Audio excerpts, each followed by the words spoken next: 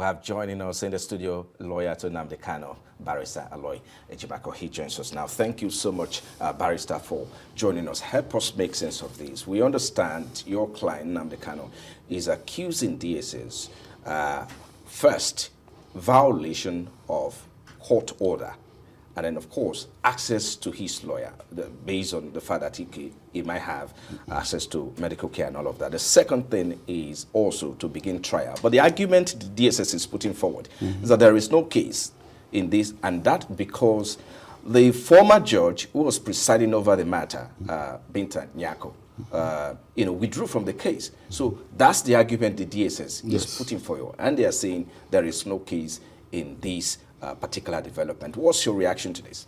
Well, we disagree. It's the legal opinion is based on the wrong premise that the recusal of Justice Binta Nyako invalidated all the orders she issued in the case. We disagree with that.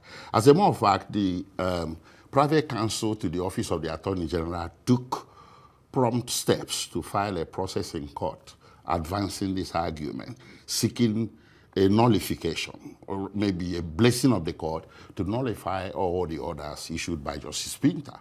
In the case, just by virtue of the recusal, we filed a counter process, arguing in the opposite. And we disagree with this totally, because if you indeed, all these orders are null and void by virtue of the recusal, it is also the same Justice Binta Nyako who issued the order of remand that led to the detention of MAZI NNAMDI KANU. So, as a matter of fact, our counter-argument can be used as a sword and shield.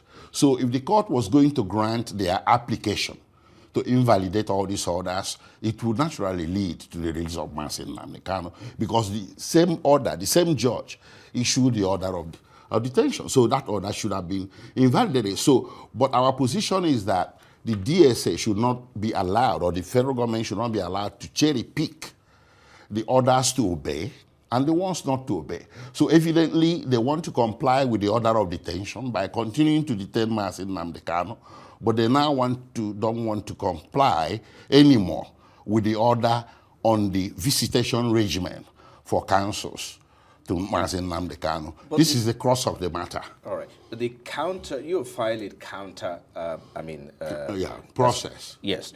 How is the court reacting to that? How is the court responding? What is the process to listen to what you've already filed? Well, because of the significant merit of the counter-argument we filed, on the next adjourned date for the hearing of the case at the Court of Appeal, their counsel rose in court and withdrew their application. That tells us that they no longer maintain that position. So now that DSS, subsequent to that, refused us access to Nnamdi Kanu, we started wondering if it's a case of left hand not knowing what right hand is doing.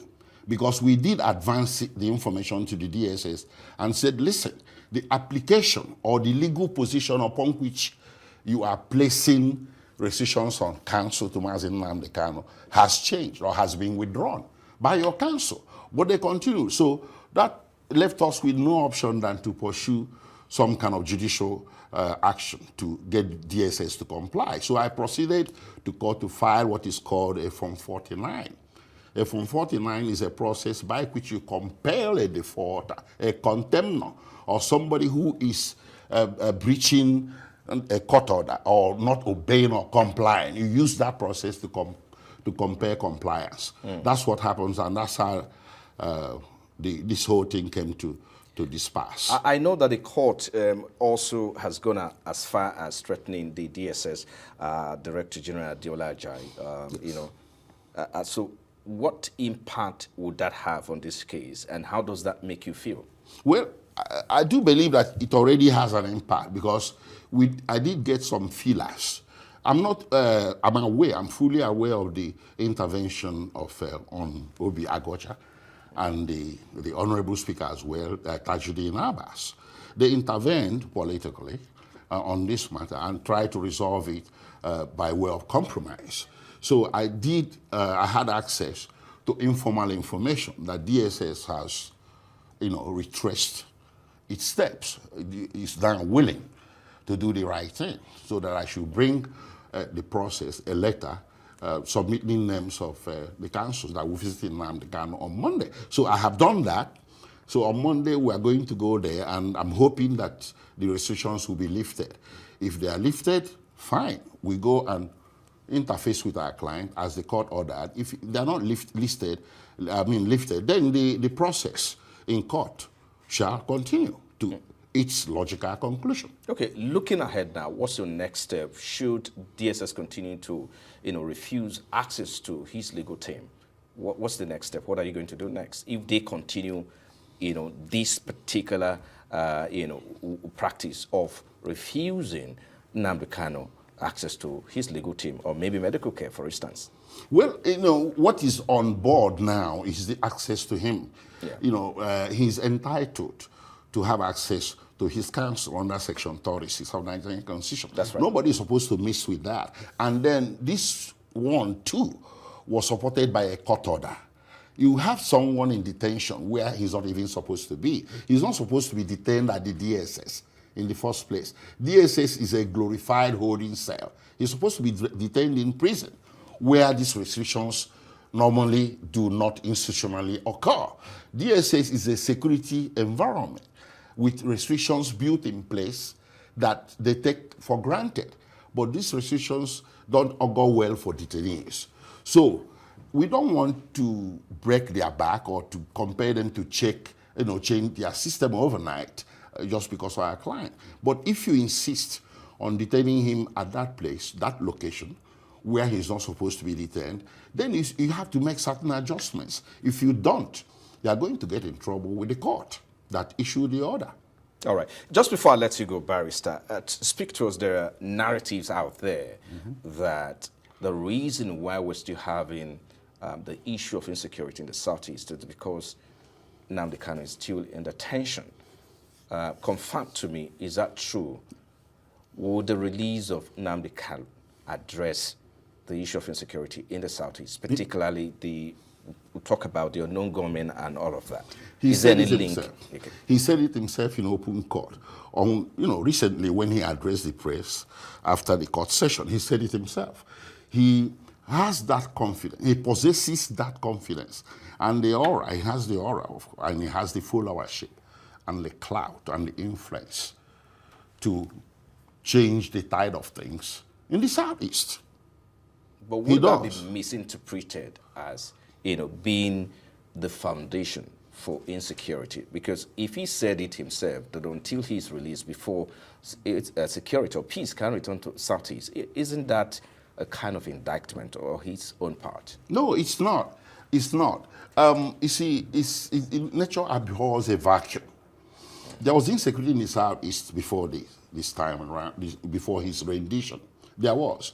Maybe you had kidnappings, robberies, what have you. But you see, the rendition of MAZI NNAMDI KANU and his continued detention, have altogether fueled a new regime of some people who latched onto that to cause mayhem. So it has become a constant factor for good, bad, and ugly. He meant for good, but people latched on. Bad people are latching on to that. I have seen situations where some gunmen were arrested and they say, well, we are doing it for MAZI NNAMDI KANU. He never sanctioned any such thing. He headed a non-violent, informed and headed a non-violent organization. And he remained committed to that until when he was rendition. So people can go there, out there, and try to do unlawful things based on that, either out of mischief or maybe they believe in what they are doing.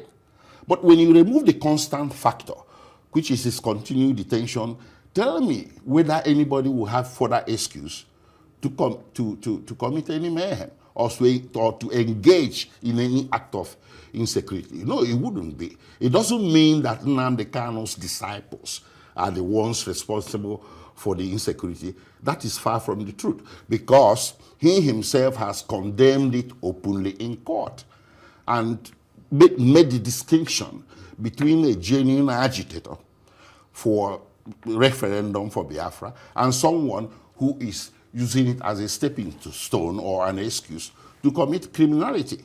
He made that demarcation very clear. All right. I think we just have to leave it there. Hopefully, your prayers to the court will be granted. Thank you so much, Barrister Aloy Ejimakor, lawyer to Nnamdi Kanu. Thank you for coming. Thank you, Frank. Thank you. Thank you so much.